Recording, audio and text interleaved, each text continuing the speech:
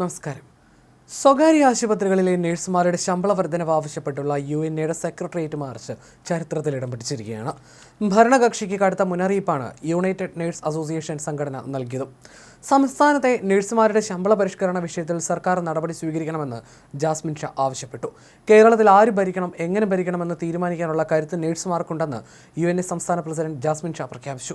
വരുന്ന തെരഞ്ഞെടുപ്പിൽ നഴ്സുമാരെ സഹായിക്കുന്നവർക്ക് മാത്രമേ വോട്ട് ചെയ്യൂ എന്ന നിലപാടാണ് സംഘടന സ്വീകരിച്ചിരിക്കുന്നത്. സാധാരണക്കാരന് വിലയുള്ള ഒരേ ഒരു കാലഘട്ടം തെരഞ്ഞെടുപ്പ് സമയമാണെന്നും ഈ ശക്തി ഭരണാധികാരികൾ തിരിച്ചറിയണമെന്നും ജാസ്മിൻ ഷാ ഓർമ്മിപ്പിച്ചു. ആരോഗ്യമന്ത്രിയുടെ മണ്ഡലമായ പത്തനംതിട്ടയിലെ നഴ്സുമാരുടെ കരുത്ത് വരാനിരിക്കുന്ന ദിവസങ്ങളിൽ മന്ത്രിക്ക് ബോധ്യപ്പെടുമെന്നും അദ്ദേഹം പറഞ്ഞു.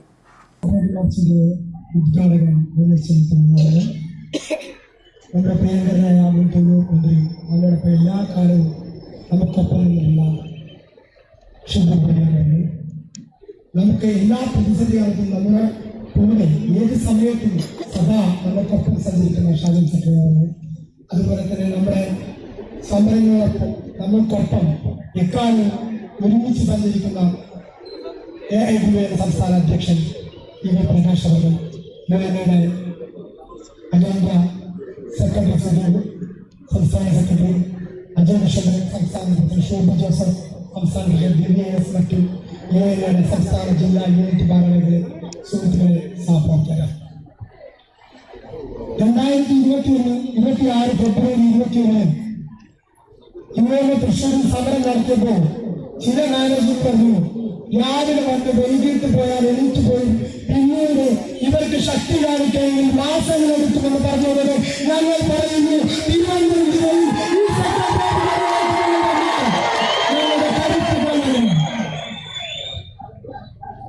അഞ്ചു വർഷമായി ഞങ്ങൾ മുദ്രാവാക്യം ഉയർത്തുന്നു. ഷിബു ബേബി സാറ് കൃത്യമായി പറയാം. അദ്ദേഹമാണ് നമുക്ക് ഏറ്റവും കൂടുതൽ മിനിമം വേജസ് പ്രഖ്യാപിച്ചിട്ടുണ്ടായിരുന്ന തൊഴിലുറപ്പ് മന്ത്രി. 2011 UNAയപ്പോ 2009 മിനിമം വേജസ് അദ്ദേഹം നടപ്പിലാക്കി. 2013 ഒരു വർഷം കൊണ്ട് ഒരു മിനിമം വേജസ് നടപ്പിലാക്കി തന്നു. 2016 അന്ന് അദ്ദേഹത്തിന്റെ കാലാവധി പൂർത്തീകരിക്കും മുമ്പ് മറ്റൊരു ശമ്പള പരിഷ്കരണത്തിന് ഉത്തരവിട്ടിട്ടാണ് അദ്ദേഹം പറഞ്ഞു പറഞ്ഞത്.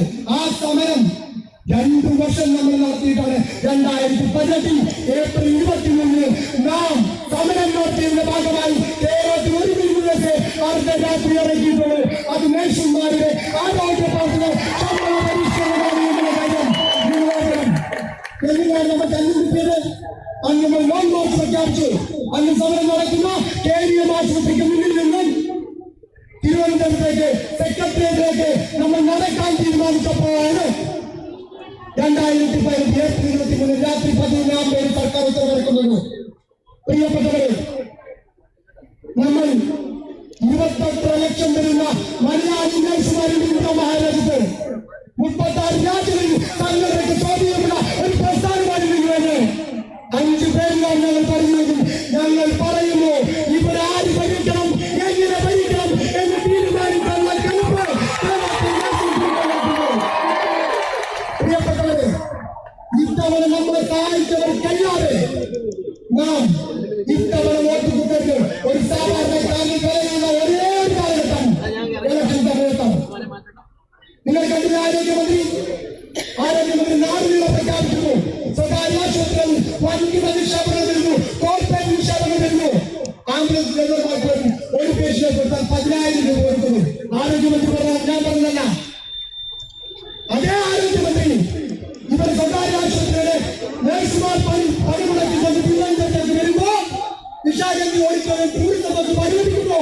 അത് മുടക്കാനെന്ന ആരോഗ്യമന്ത്രി വീണാ ജോർജ് പറഞ്ഞു കേരളത്തിലെ പത്തനംതിട്ടയിലെ ആറന്മുളയിലെ നഴ്സുമാരുടെ ശക്തി എന്നാണ് ഈ തെരഞ്ഞെടുപ്പിൽ അപ്പോ ഒരു കാര്യം വ്യക്തമാക്കാൻ ആഗ്രഹിക്കുന്നു. ഞങ്ങൾക്ക് ആരോഗ്യ യുദ്ധത്തിന് പോകണമെന്ന് ആഗ്രഹമില്ല. ഞങ്ങളെ സംബന്ധിച്ചിടത്തോളം 2016 സുപ്രീം കോടതി പറഞ്ഞ 2016 കേന്ദ്ര സർക്കാർ നിരോധിച്ച സമിതി പറഞ്ഞ 40,000 രൂപ ശമ്പളം നിന്ന് 1,533 രൂപ ശമ്പളം എന്നോട് ചോദിച്ചു.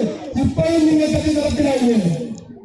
കേന്ദ്ര സർക്കാരും സുപ്രീം കോടതിയും പറഞ്ഞിട്ടും കേൾക്കാത്ത 2023 ബഹുമാനപ്പെട്ട ഹൈക്കോടതി 3 മാസം കൊണ്ട് ശമ്പളം പരിഷ്കരണമെന്ന് പറഞ്ഞിട്ടും അത് നടപ്പിലാക്കാത്ത ഈ സർക്കാരിന് ആരോടാണ് കൂടും?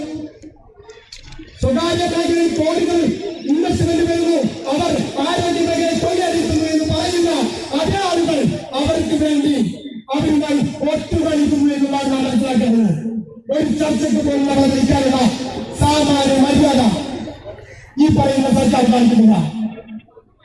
ഞങ്ങൾ പറയുന്നു, മുന്നറിയിപ്പാണ്. ഇന്ന് ഞങ്ങൾ തിരിഞ്ഞു പോകുമെന്ന് ആരും കരുതേണ്ടതില്ല.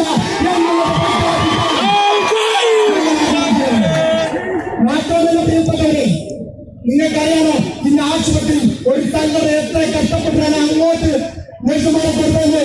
ഞങ്ങൾ പറയുന്നു, നാളെ കേരളത്തിലെ ആരോഗ്യ മേഖല സംരക്ഷിക്കാൻ ഞങ്ങൾ തീരുമാനമെടുക്കാൻ വെന്റിലേറ്റർ പോയി